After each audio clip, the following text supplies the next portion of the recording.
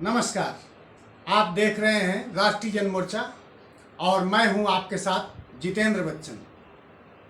आज हम आपको ले चलते हैं देश की ही नहीं बल्कि पूरे विश्व में प्रसिद्ध भगवान भोलेनाथ की नगरी काशी। बाबा की नगरी है ये और प्रधानमंत्री नरेंद्र मोदी का संसदीय क्षेत्र भी। वाराणसी में जो भी जाता है काशी जरूर जाता है। कहते हैं यहाँ मोक्ष की प्राप्ति होती है। उसी काशी नगरी में ठुमरी गायक जो सुप्रसिद्ध हैं पंडित छन्नूलाल मिश्रा, पद्म विभूषण, अभी कुछ ही दिन पहले उनकी पत्नी का निधन हो गया था। उसके बाद उनकी बेटी संगीता मिश्रा का भी निधन हो गया। जिस अस्पताल में संगीता मिश्रा भर्ती थी वो काशी का बड़ा अस्पताल माना जाता है, लेकिन जिस घटना की हम चर्चा करने जा रहे हैं आपको, वो इसी संसदीय क्षेत्र, प्रधानमंत्री नरेंद्र मोदी के संसदीय क्षेत्र की घटना है। हम किसी दूसरे नगर की बात नहीं कर रहे हैं, वाराणसी की बात कर रहे हैं, काशी की बात कर रहे हैं, उस नगरी की बात कर रहे हैं जहां देश विदेश के लोग सोचते हैं कि यह प्रधानमंत्री नरेंद्र मोदी का संसदीय क्षेत्र है, यहां तमाम सुख सुविधाएं होंगी, यहां भ्रष्टाचार नहीं होगा, यहां लूट खसोट नहीं होगी। लेकिन आपको आज हम बताते हैं, आप चौंक पड़ेंगे।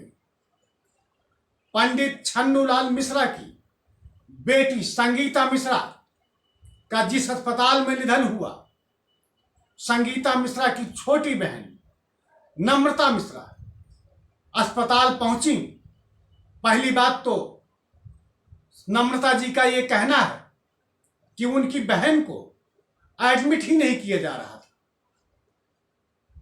बहुत कहने सुनने निवेदन करने के बाद भी जब अस्पताल ने भर्ती करने से मना कर दिया गया, तब वाराणसी के जिला अधिकारी से बात की गई। डीएम के आदेश पर या डीएम के कहने पर संगीता मिश्रा को उस हॉस्पिटल में एडमिट कर लिया गया, लेकिन संगीता मिश्रा को बचाया नहीं जा सका।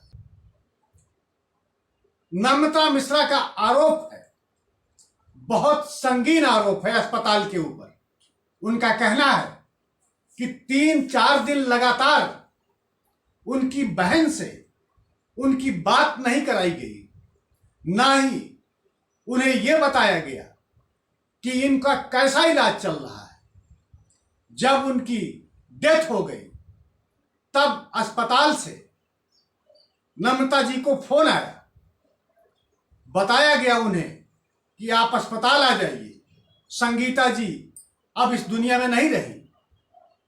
संगीता जी को निधन का समाचार मिलते ही नम्रता और पूरे परिवार में मातम छा गया। संगीता मिश्रा और उनके परिजन अस्पताल पहुंचे। वहां जो दृश्य देखा वो हैरान थे। कोई डॉक्टर नहीं, कोई स्टाफ नहीं। नम्रता जी का आरोप है कि उन्होंने पहले 3 लाख रुपए जमा कराए थे और जब वो पहुंची तो उन्होंने डॉक्टरों ने या स्टाफ के किसी जो काउंटर पे बैठते थे, उन्होंने 4 लाख रुपए की और मांग की। नम्रता ने पूछा कि अब किस बात के पैसे, लेकिन उन्होंने कोई सही जवाब नहीं दिया। 1-2 लोग जो अस्पताल में थे सब गोल मोल बातें करते रहे। नम्रता जी ने हंगामा खड़ा कर दिया। अस्पताल में पुलिस आ गई, मीडिया के लोग आ गए। नम्रता मिश्रा ने सबके सामने चिल्ला चिल्ला कर कहा कि उनकी बहन को इस अस्पताल के लोगों ने मार दिया, उनका सही इलाज नहीं कर रहे हैं, ना ही उन पे किस तरह की दवाइयां दी, किस ढंग का इलाज किया गया, कौन सा इंजेक्शन लगाया गया। उन्होंने कहा कि 4 दिन का सीसीटीवी फुटेज दिखाया जाए, लेकिन जब इतना हंगामा शुरू हो गया तो वहां का स्टाफ फरार हो गया। पता ही नहीं था कि डॉक्टर कहाँ गए, निदेशक कहाँ गए। वहां के जो बाकी कर्मचारी है उन्होंने भी इधर उधर छिप करके मुंह चुराना शुरू कर दिया। मैं जिस अस्पताल की बात कर रहा हूं उसका नाम भी मैं आपको बताऊंगा, लेकिन अभी सिर्फ आप इतना देखिए कि नम्रता जी डॉक्टर पर किस तरह का आरोप लगा रही है। उनका कहना है कि इस डॉक्टर के खिलाफ हत्या का मामला दर्ज किया जाए, और पुलिस मौके पे मौजूद थी उस समय जब नम्रता जी ये आरोप लगा रही हैं। हम बात कर रहे हैं पद्म विभूषण पंडित छन्नूलाल मिश्र, जो पूरे विश्व में प्रसिद्ध हैं। उनकी बड़ी बेटी की मौत का ये किस ढंग का अस्पताल था जिसने सही इलाज नहीं किया, या अगर उसने किया है तो नम्रता जी के आरोपों का खंडन करना चाहिए था। आप देखिए नम्रता जी खुद बोल रही हैं।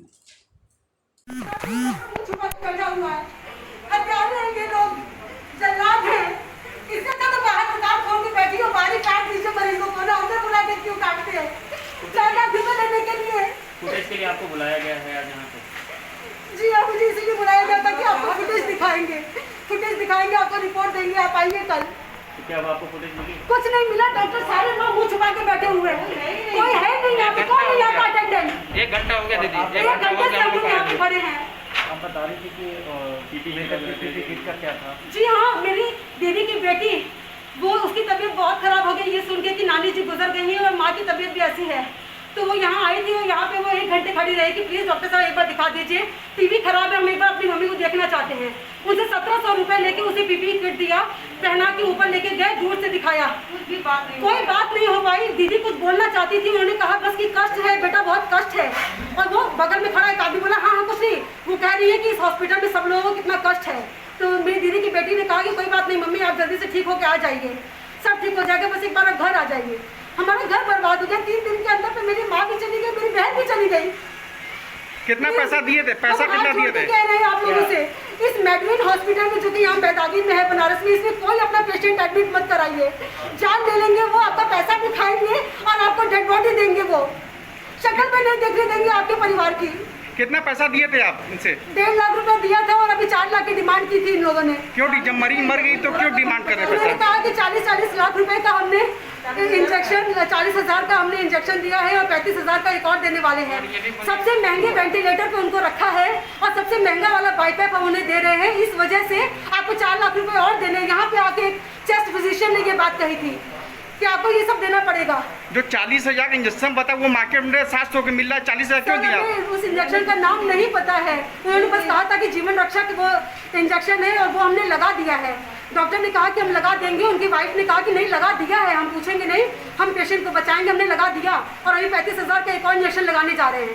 इतने सब के बाद मेरी दीदी कहाँ क्यों मर गई, कहाँ गई, क्या हुआ उसके साथ 6 दिन, क्या खाया उसने, क्या पिया, कौन सी दवाई, टेस्ट, प्लीज हम हाथ जोड़े। मेरे पिताजी इस स्थिति में नहीं है कि इस समय वो यहाँ आके मीडिया से बात कर सके।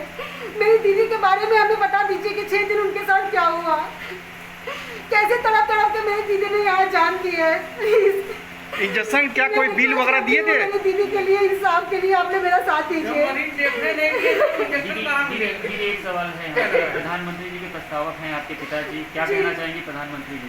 प्रधानमंत्री जी, आप पिताजी के पैर छूते हैं। मेरे पिताजी आपको बहुत प्यार करते हैं, बहुत आशीर्वाद देते हैं। आपसे रिक्वेस्ट है मेरी दीदी को इंसाफ दिलाइए। हमें बताइए कि उस 6 दिन में मेरी दीदी के साथ क्या हुआ था, उनको क्या ट्रीटमेंट मिली, क्या हुआ कि मेरी दीदी की डेथ हो गई। मेरे पिताजी इस स्थिति में नहीं है कि वो यहाँ पे आके झगड़ा कर सके।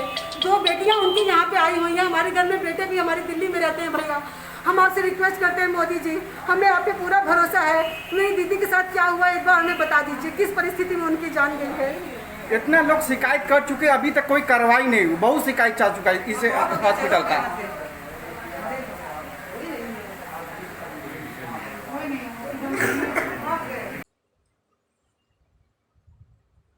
अभी आपने देखा, सुना, और नम्रता जी ने जो भी आरोप लगाए हैं, इन आरोपों की जांच होनी चाहिए।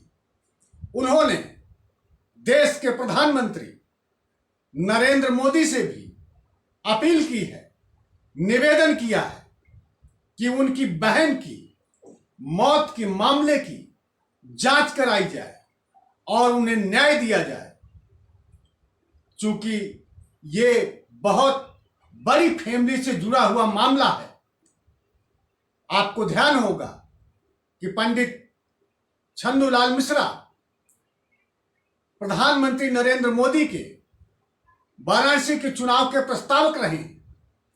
ऐसे परिवार के साथ जब वाराणसी या काशी के अस्पताल इस ढंग का सलूक करेंगे, इस ढंग का लापरवाही बरती जाएगी, लूट खसोट होगी, तो बाकी उत्तर प्रदेश के अस्पतालों में क्या हो रहा होगा आप खुद तय कर सकते हैं।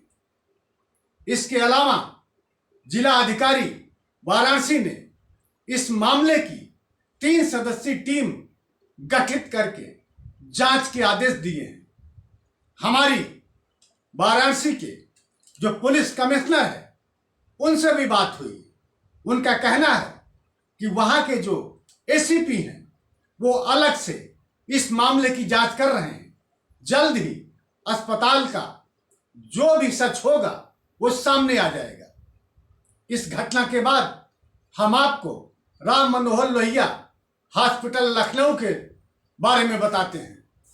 यहां एक व्यक्ति को, जिसकी मां लोहिया अस्पताल में एडमिट थी, उसे डॉक्टर एन.के. त्रिपाठी ने बताया कि इनकी डेथ हो गई और 5 बजे के आसपास उन्होंने बाकायदा पेपर तैयार करके और 100 के रूप में उनकी मां को भी दे दिया और कागजात भी छुट्टी के दे दिए। लेकिन जब वो घर आए तो पता चला उनकी माताजी जीवित हैं और उन्होंने घर में फिर उनका इलाज शुरू किया। आप खुद देखिए, ये हकीकत देखिए और सोचिए, ये उत्तर प्रदेश का अस्पताल है, राजधानी लखनऊ का ये राम मनोहर लोहिया अस्पताल है। ऐसा हो सकता है? इतनी बड़ी लापरवाही! क्या इस डॉक्टर के खिलाफ मामला नहीं दर्ज होना चाहिए? आप खुद सुनिए पीड़ित की बात और उसकी मां जो वहां एडमिट थी, यहां किस तरह से उसकी सेवा की जा रही है। अजय त्रिपाठी और मीडिया वाला हुई है, उसका बुला दे, खींच के धर दे कहीं। ये देखिए, ये मेरी माता जी हैं। इनका अभी मैंने घर पे नापा है, 9950 ऑक्सीमीटर आ रहा है और इनको हमने अपने घर में ऑक्सीजन लगाई है। और लोहिया के डॉक्टर ए.के. त्रिपाठी है, उन्होंने ये देखिए डेथ सर्टिफिकेट हमको बना के दे दिया कि आपकी माता जी एक्सपायर कर गई हैं। ये देखिए, खोलो जरा इसको। और अभी शाम के 7:30 बजने वाले हैं और ये हम लोग अपने घर पे लेके आए तो यहाँ मेरी माता जी की सांसें चल रही थी।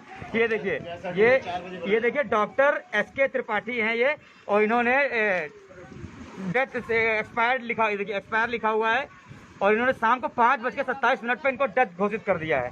और अभी बज रहा है समय, देखिए भैया मोबाइल में देखिए 7:24। ये देखिए 7:24 मोबाइल में टाइम देख लीजिए, अभी हो रहा है। ये घर पे हम इनको खुद ट्रीटमेंट कर रहे हैं, मगर लोहिया के डॉक्टर एस.एस. त्रिपाठी ने इनको मृत घोषित कर दिया है 5:27 पर। ऐसे लापरवाह डॉक्टर लखनऊ के लोहिया राम मनोहर लोहिया हॉस्पिटल में है। इनके खिलाफ सख्त पे सख्त कार्रवाई करी जाए। मेरे सारे दोस्तों से सबसे ये रिक्वेस्ट है, इस वीडियो जितना फॉरवर्ड कर पाओ करो। देखा आपने, है ना हैरान आप? हम इसी उत्तर प्रदेश की बात कर रहे हैं। और भी मामले हम आपके सामने लाएंगे, बड़े खुलासे करेंगे। तब तक आप अपना ख्याल रखिए। नमस्कार।